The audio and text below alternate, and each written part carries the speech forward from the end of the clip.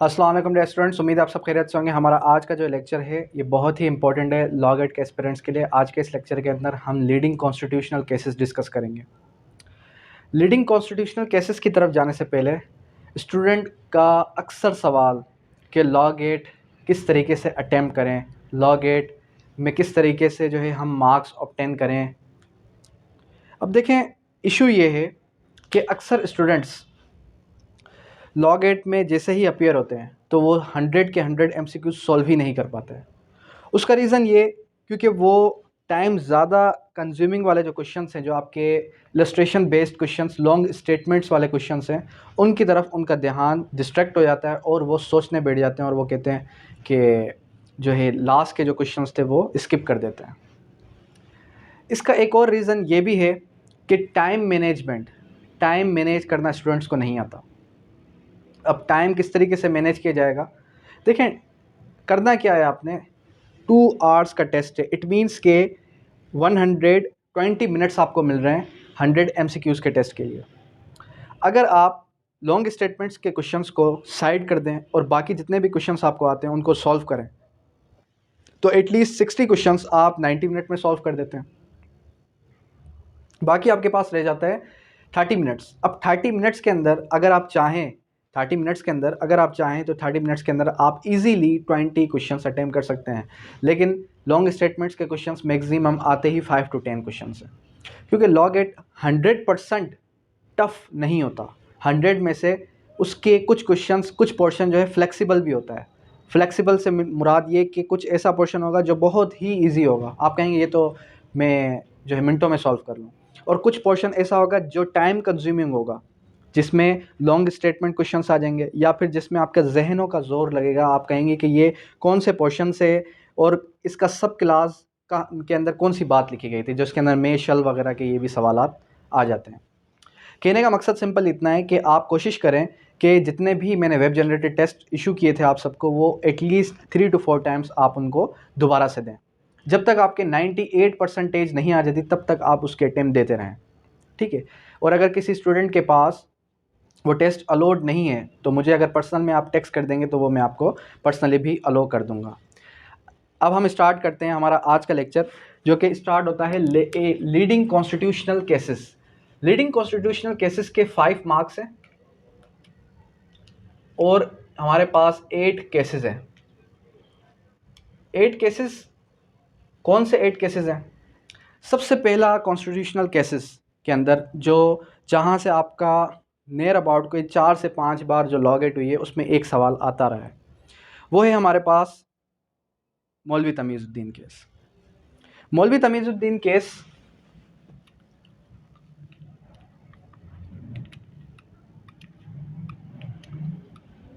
मौलवी Tamizuddin case versus federation of Pakistan,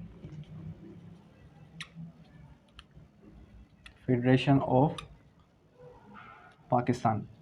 ये इसके अंदर जो इम्पोर्टेंट टर्म्स हैं ये आपको याद नहीं होंगी जब तक मैं आपको ये इसके अंदर जो हमारा लीडिंग केसेस हैं, ये एक लीडिंग केस जब तक मैं आपको एज अ स्टोरी नहीं सुनाता तब तक आपको समझ में नहीं आएगा, फैक्ट्स ऑफ द केस समझ में नहीं आएंगे।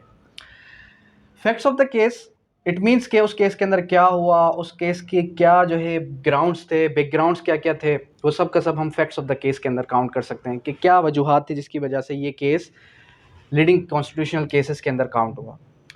मोस्ट इंपॉर्टेंट इसका केस नंबर क्या है? PLD 1955 FC page 240। FC का मतलब क्या है? FC का मतलब है फेडरल कोर्ट, और जो हमारे पास PLD पाकिस्तान लॉ डाइजेस्ट 1955 का क्या मतलब है कि 1955 का ये केस है। 240 मीन्स जब आप उसका पेज नंबर 240 खोलेंगे तो Maulvi Tamizuddin Khan versus federation of Pakistan आपके पास ओपन हो जाएगा। अब होता कुछ इस तरीके से कि 1947 के अंदर पाकिस्तान आज़ाद होता है। पाकिस्तान आज़ाद होने के बाद पाकिस्तान के पास उसका ख़ुद का कॉन्स्टिट्यूशन मौजूद नहीं है। अब पाकिस्तान के पास उसका ख़ुद का कॉन्स्टिट्यूशन मौजूद नहीं है तो फिर पाकिस्तान क्या अडॉप्ट करेगा? लेकिन कॉन्स्टिट्यूएंट असेंबली तो है। तो लॉ मेकिंग बॉडी क्या करती है? Government of India Act 1935, Government of India Act 1935 को as an interim constitution declare कर देती है। क्या डिक्लेयर कर देती है? As an interim constitution. अब आर्टिकल 10 जो था इस गवर्नमेंट ऑफ इंडिया एक्ट 1935 का, इसको जब हमने ओपन किया तो इसमें बताया गया कि गवर्नर जनरल किसी भी टाइम डिसमिस कर सकता है प्राइम मिनिस्टर को। किसको डिसमिस कर सकता है? प्राइम मिनिस्टर को। गवर्नर जनरल में डिसमिस प्राइम मिनिस्टर। ठीक है, प्राइम मिनिस्टर को किसी भी वक्त वो डिसमिस कर सकता है, इसके पास ये पावर्स थे। अब 1953 में गवर्नर जनरल गुलाम मोहम्मद, गवर्नर जनरल का नाम क्या था ये भी याद रखना है आपने। 1953 में गवर्नर जनरल जिसका नाम था गुलाम मोहम्मद, वो पीएम प्राइम मिनिस्टर को, प्राइम मिनिस्टर का नाम क्या था उस टाइम? ख्वाजा नाजिमुद्दीन। क्या नाम था? ख्वाजा नाजिमुद्दीन। और गवर्नर जनरल कौन था? गुलाम मोहम्मद। गुलाम मोहम्मद और ख्वाजा नाजिमुद्दीन कौन था? पीएम था, और ये था गवर्नर जनरल। अब ख्वाजा गुलाम मोहम्मद क्या करता है? ख्वाजा नाजिमुद्दीन को डिसमिस कर देता है। ख्वाजा नाजिमुद्दीन को जब वो डिसमिस करता है तो जो हमारे पास मोहम्मद अली बोगरा साहब हैं, ये एक अमेंडेड एक्ट लेके आ जाते हैं 1954 में। 1954 में जब वो एक अमेंडेड एक्ट लेके आते हैं 1954 का, तो वो उसके अंदर क्लियर कट लिखा होता है कि जो आर्टिकल 10 है उसको रिपील कर दिया जाए। किसको रिपील कर दिया जाए? इस गवर्नमेंट ऑफ इंडिया एक्ट के आर्टिकल 10 को रिपील कर दिया जाए, ख़त्म कर दिया जाए। तो जाहिर सी बात है जो हमारे पास गवर्नर जनरल, इसके जो इख्तियारात थे डिसमिस करने के प्राइम मिनिस्टर को, ये भी ख़त्म हो गए। फिर क्या हुआ कि न्यू आर्टिकल इंसर्ट हुआ। कौन सा न्यू आर्टिकल इंसर्ट हुआ? 223A। ये आर्टिकल इंसर्ट होता है जिसको हम नाम देते हैं रिट जुरिस्डिक्शन का। रिट जुरिस्डिक्शन क्या है? रिट किसको कहते हैं? फंडामेंटल रिट्स अगर आपने पढ़ी हो, 5 काइंड्स की फंडामेंटल रिट्स हैं। कितने काइंड्स की हैं? 5 काइंड्स की। मिसाल के तौर पे मेंडामस, हैबियस कॉर्पस, को वारंटो, सर्शोरी, ये हमारे पास 5 काइंड्स की रिट्स हैं। तो रिट जुरिस्डिक्शन 223A के तहत इंसर्ट हो जाती है। ठीक है। इंडियन इंडिपेंडेंस एक्ट जो 1947 है, उसका सेक्शन 6 सब क्लास 3 क्या कहता है कि there must be assent of governor general, कि जब भी कोई नया आर्टिकल इंसर्ट किया जाएगा तो फिर क्या होगा? गवर्नर जनरल की असेंट, गवर्नर जनरल की असेंट बहुत ज़रूरी है। अब वो बात अलग है कि उस वक्त जो है क्लैशेस थे किसके दरमियान? गुलाम मोहम्मद और मोहम्मद अली बोगरा साहब के दरमियान। फिर होता कुछ इस तरीके से है कि 24 अक्टूबर, डेट क्या याद रखनी है? 24 अक्टूबर 1954, दोबारा बता रहा हूँ, 24 अक्टूबर 1954 को पूरी की पूरी असेंबली डिसॉल्व हो जाती है। कौन सी डेट है? 24 अक्टूबर 1954 असेंबली डिसॉल्व हो जाती है। जब असेंबली डिसॉल्व होती है 1954 में, तो होता कुछ इस तरीके से कि उस वक्त प्रेसिडेंट या फिर उस वक्त का स्पीकर, उस वक्त का स्पीकर आज का प्रेसिडेंट कौन होता है? मौलवी तमीज़ुद्दीन खान।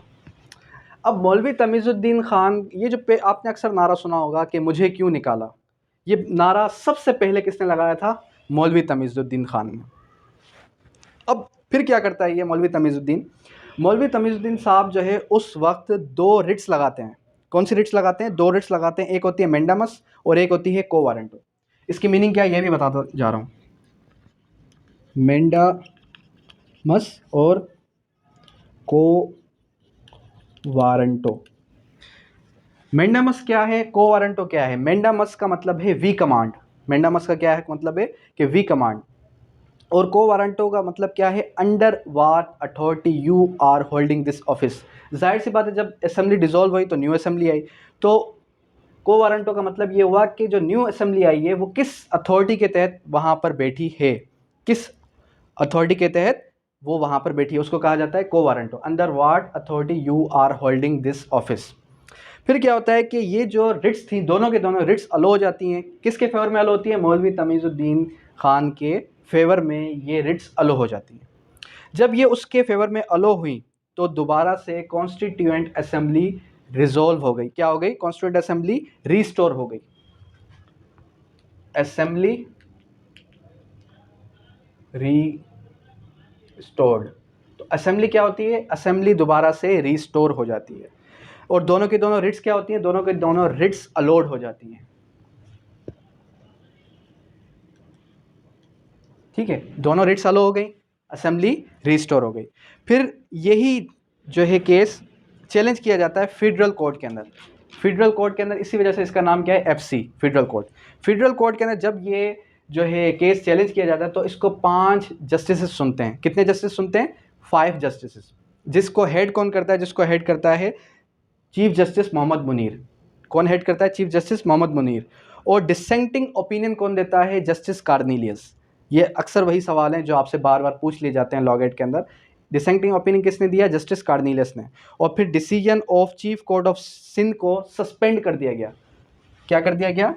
जो ये रिट्स अलो हुई थी चीफ कोर्ट ऑफ सिंध की,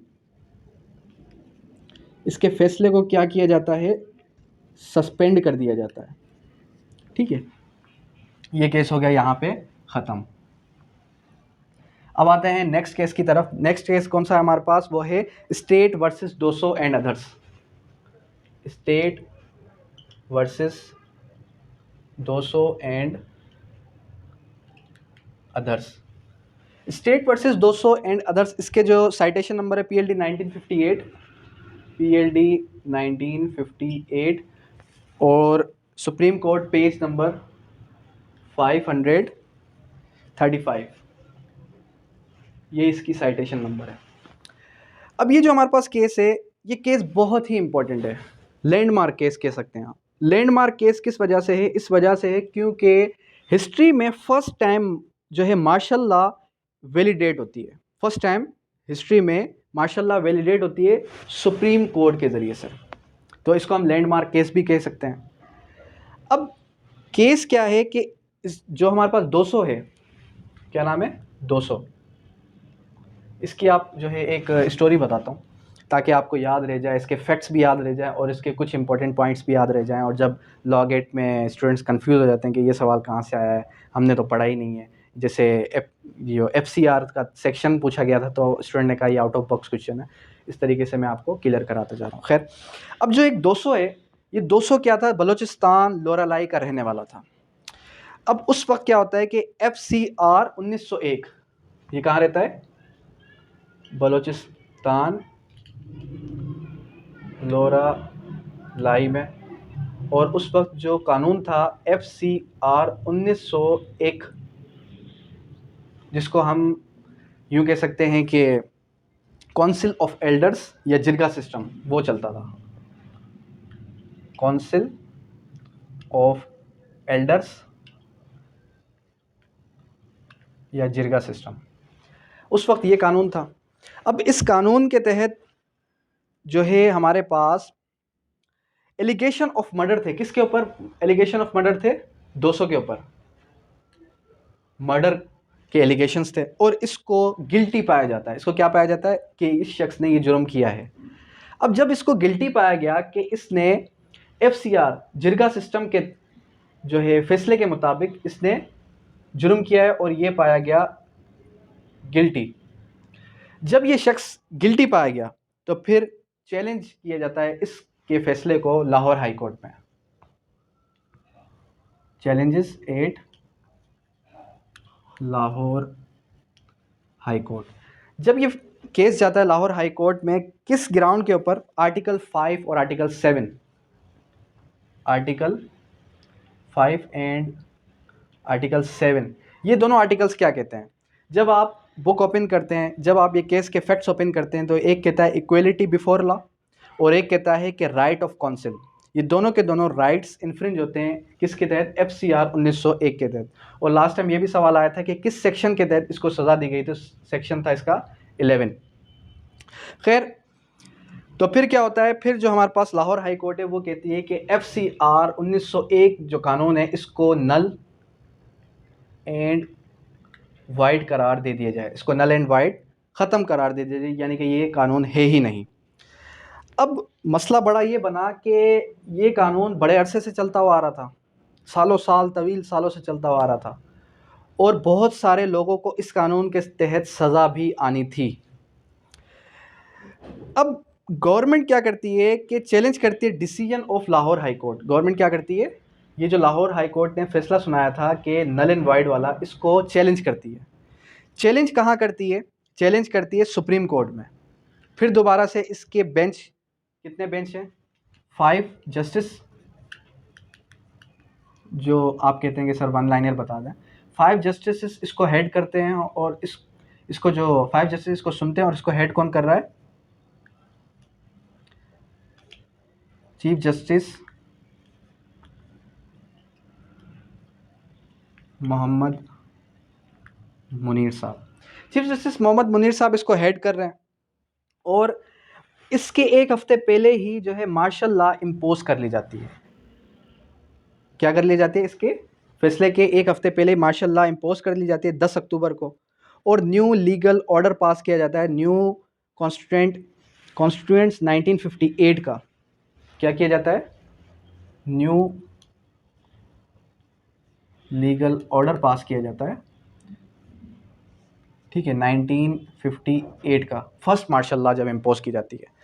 अब होता कुछ इस तरीके से कि जो 1956 का कॉन्स्टिट्यूशन है ये तो हो जाता है एब्रोगेट। 1956 का जब कॉन्स्टिट्यूशन एब्रोगेट हुआ तो जाहिर सी बात है कि जो हमारे पास लाहौर हाई कोर्ट का डिसीजन है वो इन क्वेश्चन आ गया। वो क्या आ गया, इन क्वेश्चन आ गया। फिर होता ये है कि वो ये कहते हैं कि कैल्सन थ्योरी के तहत, कैल्सन थ्योरी के तहत नीड ऑफ टाइम का सहारा लेते हुए जस्टिस साहब फैसला सुना देते हैं। किसका सहारा लेते हैं, नीड ऑफ टाइम का सहारा लेते हैं, ठीक है। तो खैर ये हो गया एक केस, ये भी केस समझ में आ गया होगा, ये भी केस समझ में आ गया होगा। थर्ड केस हमारा क्या है, Asma Jilani versus government of Pakistan. Asma Jilani versus government of Pakistan. Asma Jilani versus government of Pakistan, PLD 1972, PLD 1972, supreme court 176, supreme court 176, ये इसका साइटेशन नंबर है। अब ये केस भी बड़ा इंटरेस्टिंग है, इसकी भी आपको एज अ स्टोरी सुनाता हूँ, क्योंकि आप यही कहते हैं कि सर स्टोरी नहीं होगी तो मज़ा नहीं आएगा। 25 मार्च 1969 को, किस डेट को, पीछे चले जाएं, बहुत सालों पीछे चले जाएं, 25 मार्च 1969, ये डेट याद रख लें। 1969 को क्या होता है कि सेकंड मार्शल लॉ इम्पोज हो जाती है, सेकंड मार्शल लॉ। और हमारे पास जो 1960 है, 1960 में कॉन्स्टिट्यूशन जो है 1962 का कॉन्स्टिट्यूशन एब्रोगेट हो जाता है। 1962 जो सेकंड हमारे पास कॉन्स्टिट्यूशन था, फर्स्ट था 1956 वाला, सेकंड था 1962 वाला, ठीक है, कॉन्स्टिट्यूशन एब्रोगेटेड। अब 1962 का कॉन्स्टिट्यूशन एब्रोगेट हो गया, मार्शल लॉ रेगुलेट हो गई, किस तहत, मार्शल लॉ रेगुलेशन नंबर लग जाता है, मार्शल लॉ रेगुलेशन नंबर 78 1971। अब दो शख्स अरेस्ट होते हैं, कौन से शख्स दो अरेस्ट होते हैं, 2 पर्सन्स अरेस्टेड। वो कौन कौन से दो शख्स हैं, एक का नाम होता है मलिक गुलाम जिलानी और एक का नाम होता है अल्ताफ गौहर। मलिक गुलाम जिलानी और एक का नाम होता है अल्ताफ गौहर। अब मलिक गुलाम जिलानी जो है ये वालिद साहब है, किसके वालिद हैं, ये है अस्मा जिलानी के वालिद। और जो अल्ताफ गौहर है, अल्ताफ गौहर किसके हस्बैंड है, जरीना गौहर के। ठीक है, ये आपको इस तरीके से याद रहेगा। और हमारे पास इनकी जो रिट पिटीशन है, जो मलिक गुलाम जिलानी की रिट पिटीशन जाती है, जो कि अस्मा जिलानी लगाती है रिट पिटीशन, वो लगाती है कहाँ पर? लाहौर हाई कोर्ट में।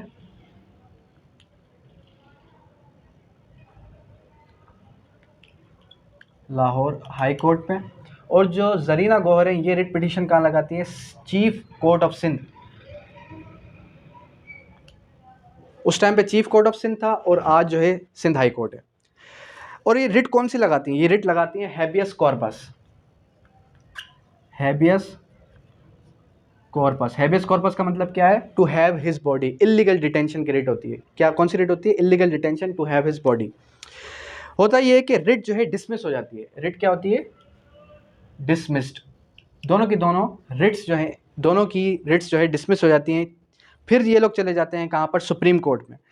सुप्रीम कोर्ट में जब जाते हैं तो चीफ जस्टिस हमूदुर रहमान इसको हेड करते हैं और केल्सन थ्योरी का दोबारा से इस्तेमाल किया जाता है। लेकिन ये क्या कहते हैं, ये लोग कहते हैं, जो हमारे पास जस्टिस हैं, ये कहते हैं जो केल्सन थ्योरी है, केल्सन थ्योरी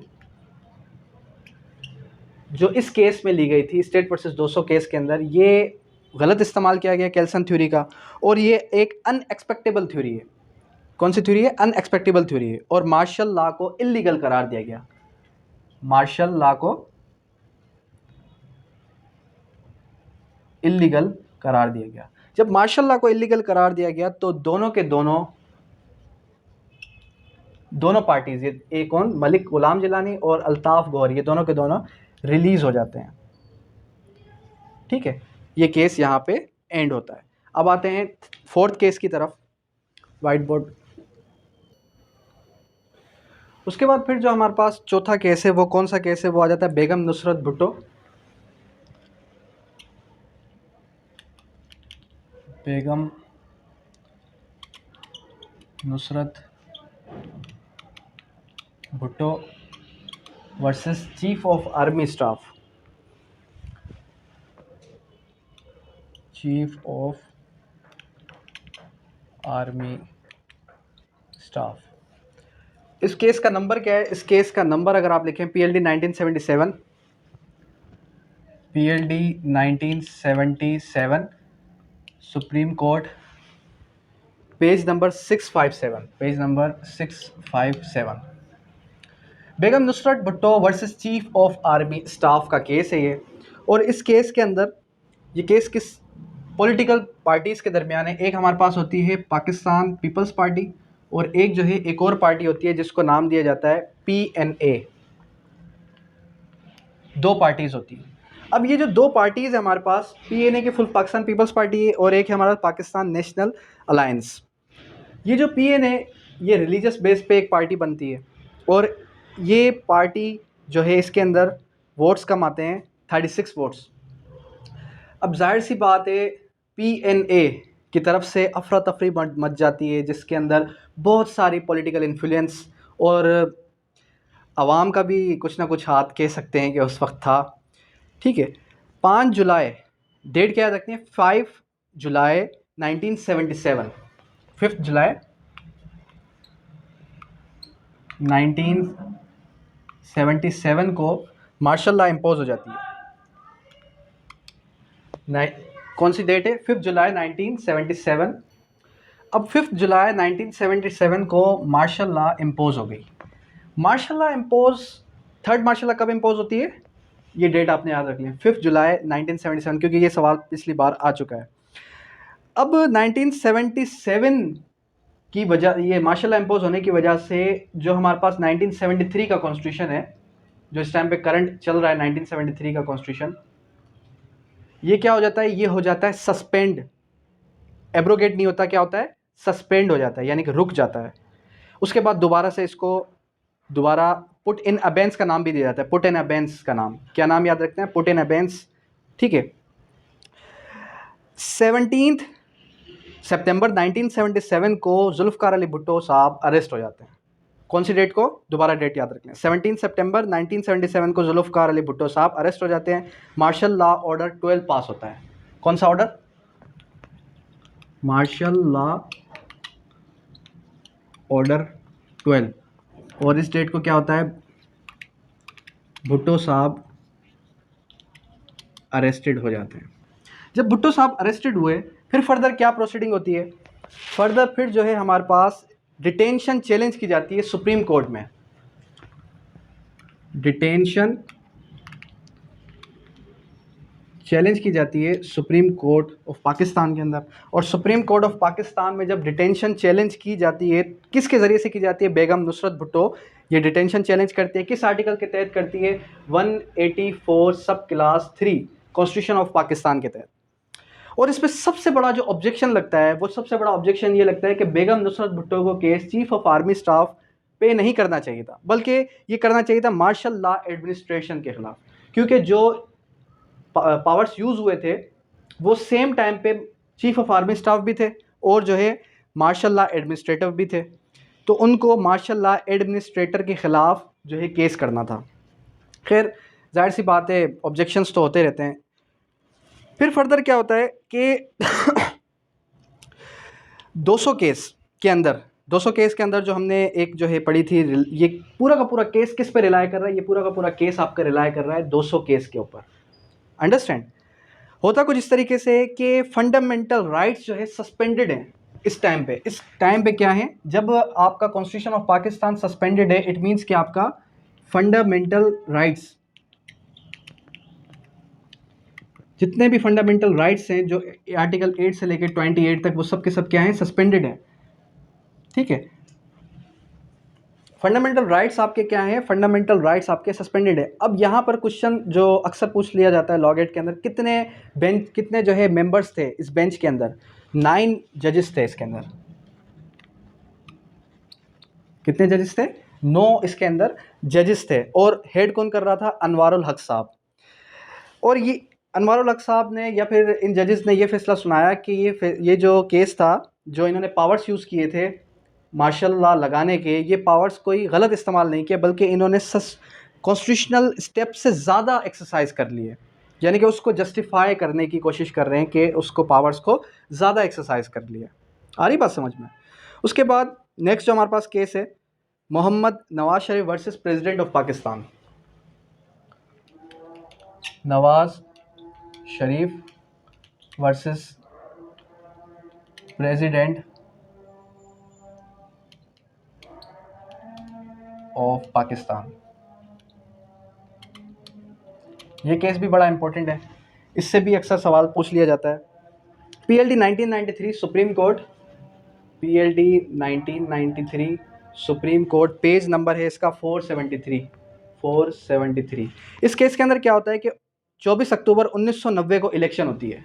किस डेट को? 24 अक्टूबर 1990 को। डेट याद रख लें, जितनी भी डेट्स बता रहा हूँ ना, इनमें से अक्सर सवाल आ जाते हैं।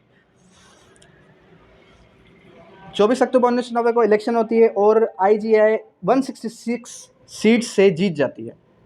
और जो हमारे पास नवाज शरीफ साहब हैं वो इलेक्शन जीत गए। 14 अप्रैल 1993 को एक जो है इजलास होता है, उसके बाद एक इजलास होता है 17 अप्रैल 1993 को। कौन सी डेट्स हैं? 17 अप्रैल 1993 को, ये डेट भी याद रख लें। अब इसके अंदर क्या होता है कि जो हमारे पास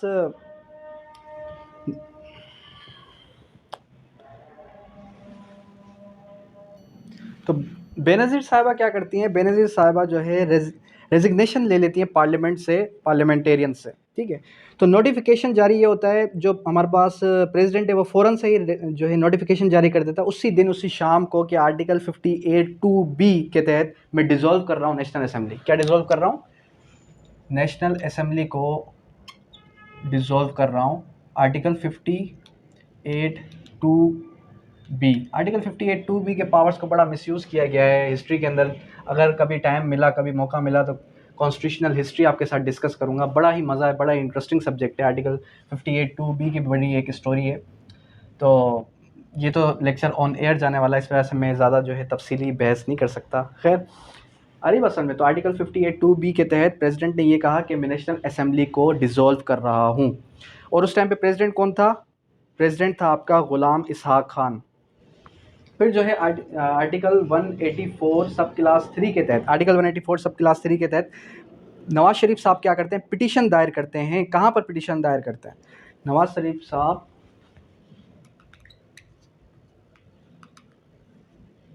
रिट पिटीशन दायर करते हैं सुप्रीम कोर्ट में। सुप्रीम कोर्ट में रिट पिटीशन दायर करते हैं और जो आर्टिकल 17 है, आर्टिकल 17 के बारे में ये कहा जाता है कि भाई आर्टिकल 17 के तहत हर किसी के पास राइट है। किस चीज़ का राइट है? राइट फ्रीडम ऑफ एसोसिएशन है। फर्दर फिर ये भी सवाल पूछा जाता है कि भाई इसके अंदर चीफ जस्टिस कौन थे? चीफ जस्टिस कौन थे इस केस के अंदर? नसीम हसन शाह, ये नाम याद रखना है। कौन से चीफ जस्टिस थे? Chief justice Naseem Hasan Shah. नसीम हसन शाह इसके अंदर चीफ जस्टिस थे। उसके बाद ये बताया जाता है इस केस के अंदर कि जो प्राइम मिनिस्टर है वो रिस्पॉन्सिबल है। किसको रिस्पॉन्सिबल है? प्रेसिडेंट को। और नेशनल असेंबली को दोबारा से रिस्टोर कर दिया जाता है। इसको पहले डिसॉल्व किया गया, फिर दोबारा से इसको रिस्टोर, नेशनल असेंबली को दोबारा से रिस्टोर कर दिया गया। और ये बताया गया कि ये जो केस आया है Nawaz Sharif versus president of Pakistan का, ये प्रॉपर फॉरम में नहीं आया। इसकी प्रॉपर फॉरम क्या थी? इसकी प्रॉपर फॉरम, प्रॉपर जो अदालत थी वो थी हाई कोर्ट। यानी कि हाई कोर्ट में इन्होंने केस लेके जाना था, लेकिन ये कहाँ ले आए? सुप्रीम कोर्ट ऑफ पाकिस्तान में ले आए। ठीक है, ये केस क्लियर हुआ। अभी फर्दर आते हैं Al Jihad trust versus federation of Pakistan. Al Jihad trust versus federation of Pakistan. इसके बाद फिर एक और लास्ट केस है। वो लास्ट केस कौन सा है? वो है हमारे पास सैयद ज़फ़र अली शाह वर्सेस अल जिहाद ट्रस्ट वाला केस है। इससे पहले 3, 4, 5 और ये छठा केस है। इसके बाद 7वां एक और केस है। इसके बाद एक और केस डिस्कस करेंगे। अल Jihad trust versus federation of Pakistan. हमारे पास बेगम नुसरत भुट्टो केस हो गया। बेगम नुसरत भुट्टो के बाद चौथा, 5वां केस ये हो गया, और छठा हमारे पास अल जिहाद ट्रस्ट वाला केस है। अब यहाँ पर अल Jihad trust versus federation of Pakistan की जो साइटेशन है वो क्या है? PLD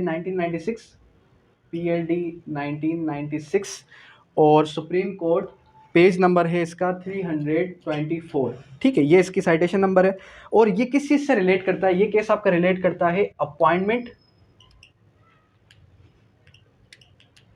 ऑफ जजेस से। अपॉइंटमेंट ऑफ जजेस से ये केस रिलेट करता है। इसके फैक्ट्स क्या हैं? इसके फैक्ट्स ये हैं कि लाहौर हाई कोर्ट में एक परमानेंट वैकेंसी आ जाती है एक जस्टिस की। लाहौर हाई कोर्ट में वैकेंसी आ जाती है एक जस्टिस की। और आपको पता है कि जस्टिस के अपॉइंट होने का क्या तरीक़ेकार है, ये मैं पहले आपके साथ डिस्कस कर चुका हूँ जब हम कॉन्स्टिट्यूशन ऑफ पाकिस्तान पढ़ रहे थे।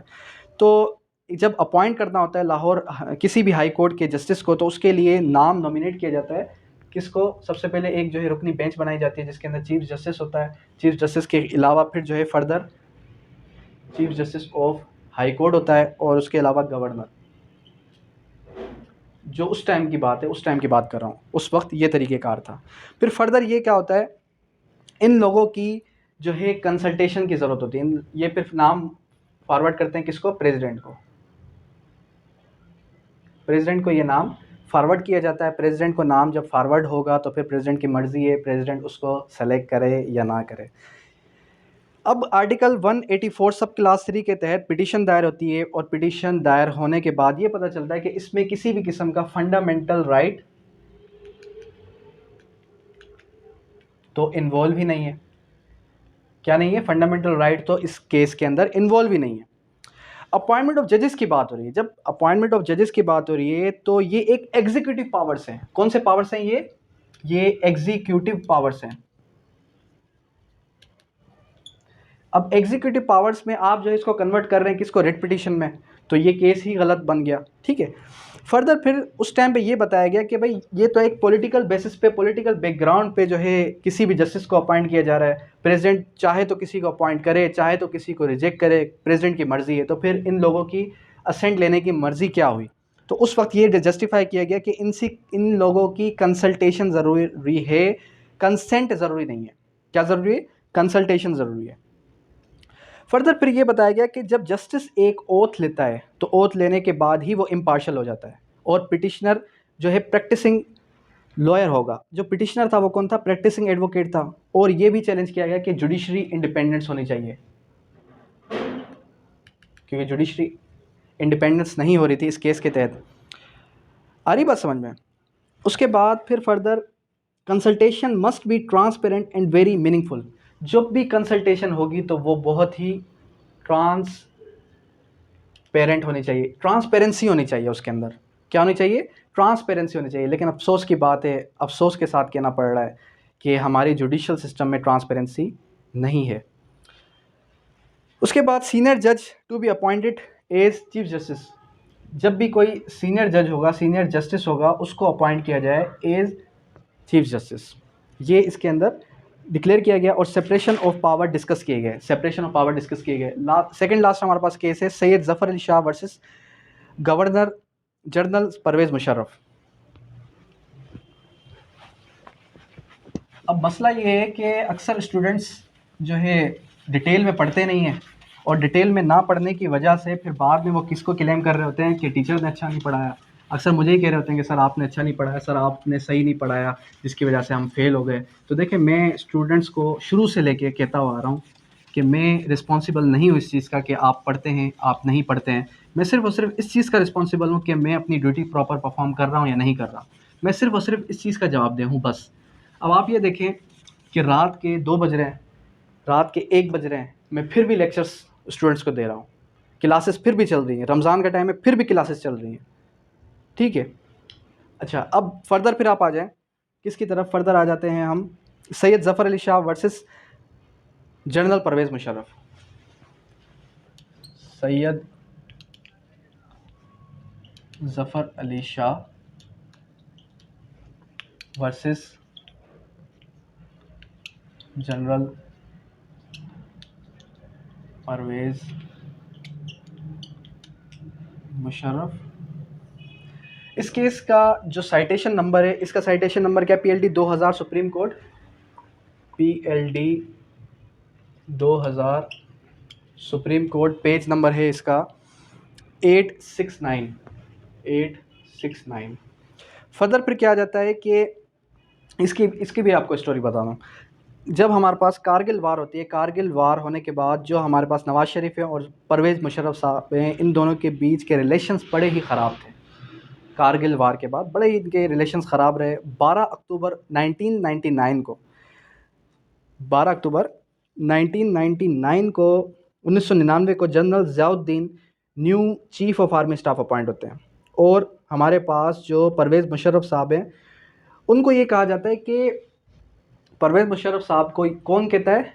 जो नवाज़ शरीफ साहब हैं, वो ये कहते हैं कि अब आपको मैं रिमूव करता हूँ। किस से रिमूव करता हूँ? चीफ ऑफ आर्मी स्टाफ से। देखा जाए तो ये बिल्कुल ही एक गलत तरीक़ेकार है, गलत प्रोसीजर है किसी को रिमूव करने का। परवेज़ मुशर्रफ साहब किसी और कंट्री में थे, और जो हमारे पास नवाज़ शरीफ साहब हैं वो पाकिस्तान के अंदर, उनकी गैर मौजूदगी में उनको रिमूव करके किसी और शख्स को ले आते हैं जिसका नाम क्या था? जनरल ज़ियाउद्दीन।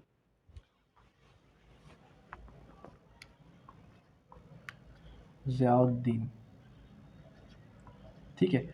और डेट क्या याद रखनी है, किस डेट को उसको अपॉइंट किया जाता है? डेट थी हमारे पास 12 अक्टूबर 1999 को, जब ये पाकिस्तान के अंदर मुशर्रफ साहब, जनरल मुशर्रफ साहब लैंड कर रहे होते हैं पाकिस्तान के अंदर, तो उनको ये कहा जाता है आप पाकिस्तान के अंदर लैंड नहीं कर सकते, अब आप मज़ीद जनरल नहीं रहे, तो अब आप पाकिस्तान के अंदर लैंड भी नहीं कर सकते, आपको जहाँ जाना आप जा सकते हैं। वो कहते हैं कि भाई पेट्रोल बहुत कम है जहाज़ का, और पेट्रोल कम होने की वजह से अगर मैं गिर गया, अगर जहाज़ गिरा, जहाज़ तबाह हुआ, तो उसके रिस्पॉन्सिबल कौन होगा? उसका रिस्पॉन्सिबल होगा नवाज़ शरीफ साहब। ठीक है। फिर फर्दर होता ये है कि 14 अक्टूबर 1999 को प्रोक्लेमेशन ऑफ इमरजेंसी नाफिज हो जाती है। इमरजेंसी कब लगती है?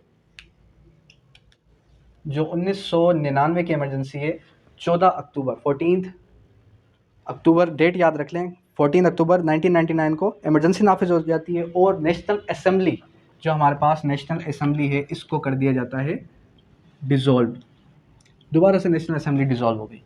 जब नेशनल असेंबली दोबारा से डिज़ोल्व हुई तो जो हमारे पास प्रोविंशियल कॉन्स्टिट्यूंट ऑर्डर था जिसको हम नाम देते हैं पीसीओ का, ये एक फ्रेमवर्क बनाया गया फॉर इलेक्शंस, और ऑर्डर ये दिए गए कि जो ओथ ऑफ जजेस हैं वो दोबारा से न्यू ओथ लेंगे। पीसीओ के तहत जजेस जो हैं वो न्यू ओथ लेंगे, क्योंकि इमरजेंसी को उन्होंने क्या करना है, इमरजेंसी को उन्होंने प्रोमोट करना है। जो इमरजेंसी के अंदर जो भी कुछ हुआ है, they will defeat martial law, वो क्या करेंगे, they will defeat martial law, वो मार्शल लॉ को डिफीट करेंगे। आ रही बात समझ में, यहाँ तक क्लियर है। इसके अंदर कितने मेंबर्स थे, इसके अंदर 4 जजेस थे।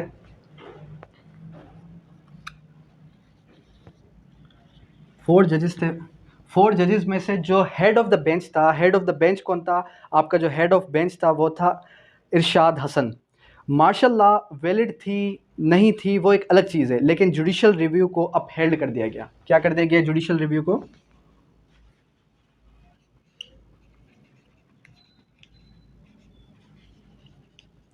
Judicial review was upheld. ठीक है, ये पॉइंट आपने याद रखना है क्योंकि यहाँ से अक्सर सवाल आ जाता है। It was clash between 2 titans, दोनों पार्टीज़ के दरमियान पर्सनल जो है तजाद थे, लेकिन उन्होंने कन्वर्ट कर दिया इसको पॉलिटिकल। पर्सनल जो हमारे पास प्राइम मिनिस्टर है उसके ऑफिस को कहा गया ये एक करप्ट ऑफिस है, और आर्टिकल 58(2)B जो है उस वक्त अवेलेबल भी नहीं था। फिर एट द एंड मुशर्रफ साहब को 3 सालों का टाइम दिया गया। ठीक है, लास्ट केस है हमारे पास Khan Asfandyar Wali, Khan Asfandyar Wali versus federation of Pakistan, federation of Pakistan.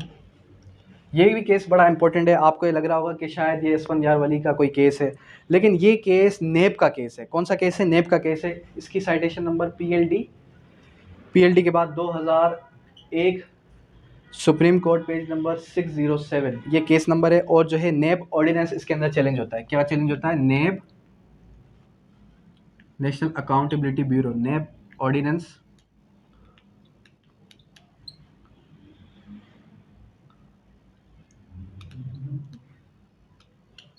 Challenged.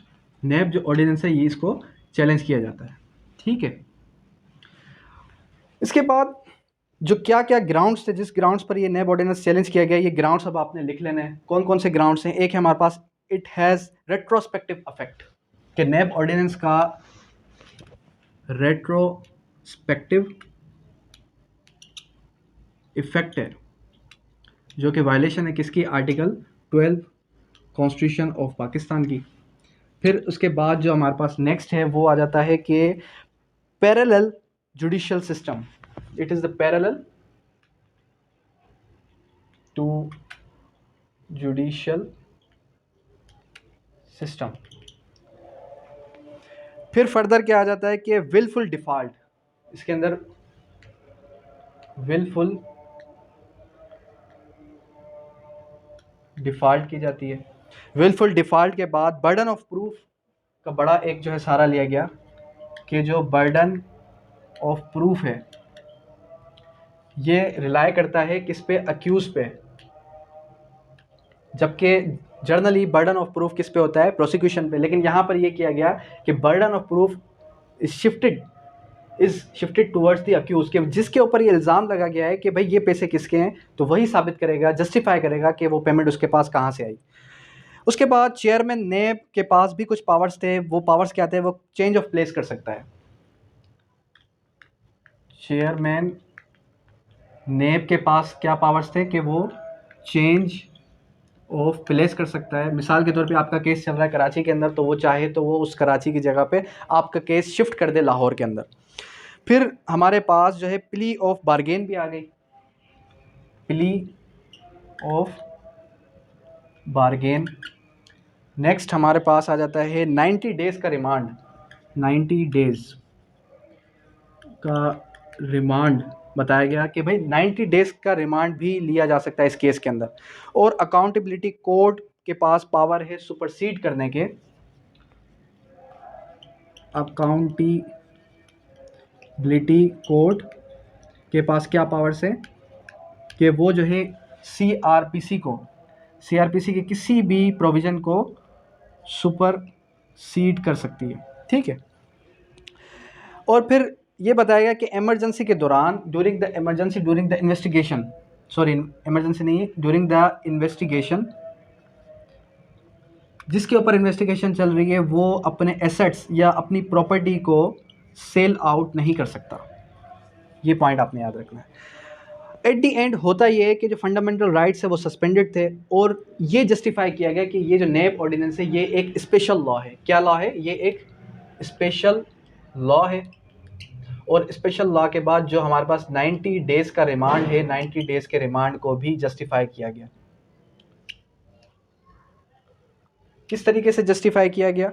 इस तरीके कार से जस्टिफाई किया गया कि भाई जाहिर सी बात है, जब भी आप जो है किसी के अकाउंट्स वगैरह रीओपन करते हैं, जब भी आप किसी के जो है डॉक्यूमेंट्स वगैरह रीओपन करते हैं, तो ऑब्वियसली डेफिनेट सी बात है कि उसमें टाइम टेकिंग जो है ज़्यादा से ज़्यादा दिन लग सकते हैं।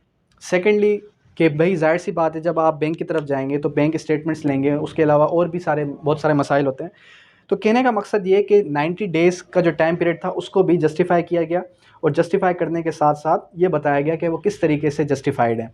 फर्दर फिर जो हमारे पास लॉ है ये एक स्पेशल लॉ है। स्पेशल लॉ से मुराद ये कि ये बताया गया कि ये एक जर्नल लॉ नहीं है, जिससे हमारे पास पीपीसी, सीआरपीसी, सीपीसी, क्यूएसओ है।